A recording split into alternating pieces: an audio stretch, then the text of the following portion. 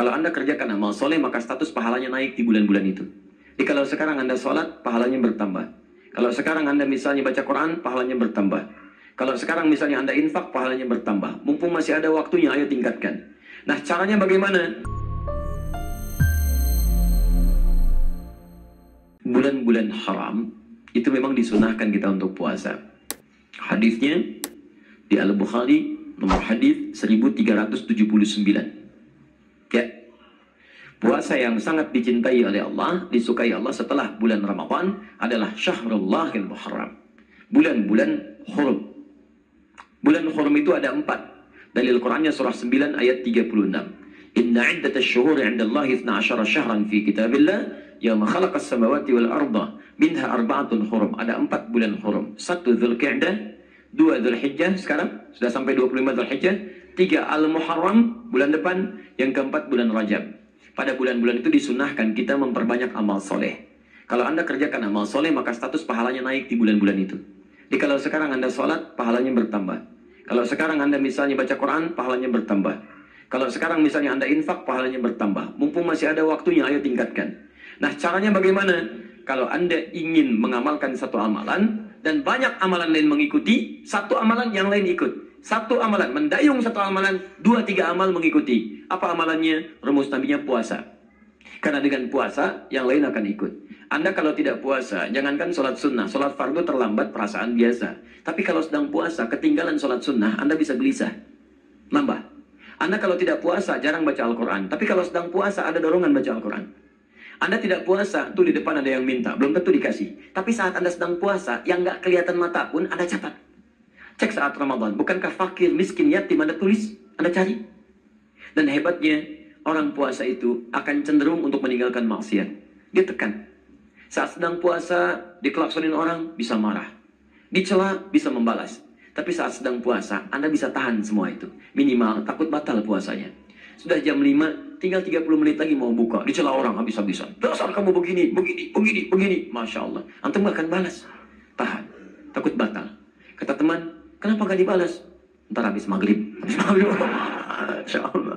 Luar biasa. Nah, jadi silahkan kalau bulan-bulan hurum itu, bulan hurum, puasanya silahkan. Mau sunnah-sunnah biasa, silahkan. Sunnah biasa itu Senin dengan Kamis. Sekarang hari apa?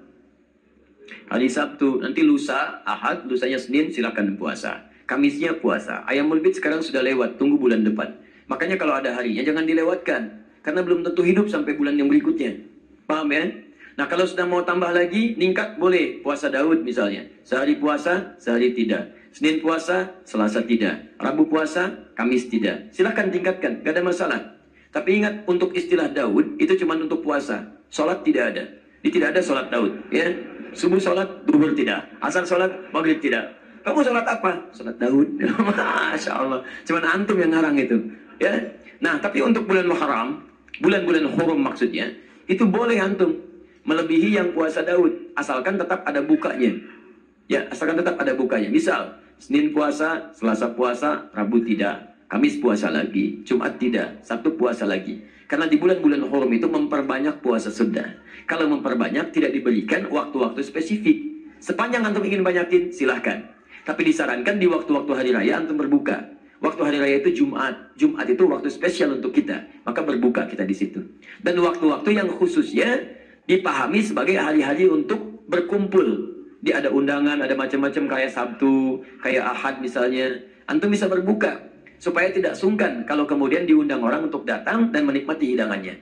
Walaupun kalau antum misalnya puasa tidak dilarang. Jadi begitu ada undangan, antum bisa batalkan. Ya puasa sunnah itu sepanjang bukan yang khusus. Misal Senin Kamis ya, misal puasa Daud dan sebagainya. Kalau bukan yang khusus-khusus, ada undangan, batalkan aja, sunnahnya dibatalkan. Batalkan. Ya jelas ya. Tapi kalau yang khusus, misalnya puasa Arafah, ya, puasa 10 Al-Muharram, itu antum bisa kemudian tahan dan jelaskan, itu gak ada masalah.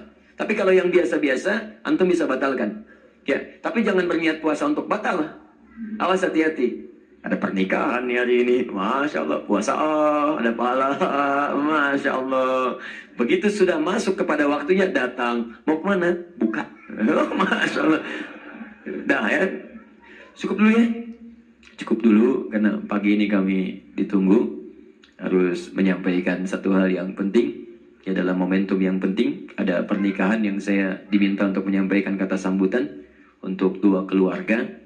Dan juga Alhamdulillah insya Allah katanya Pak Gubernur bisa bergabung. Jadi mohon izin kalau saya mungkin cukupkan dulu sampai di sini.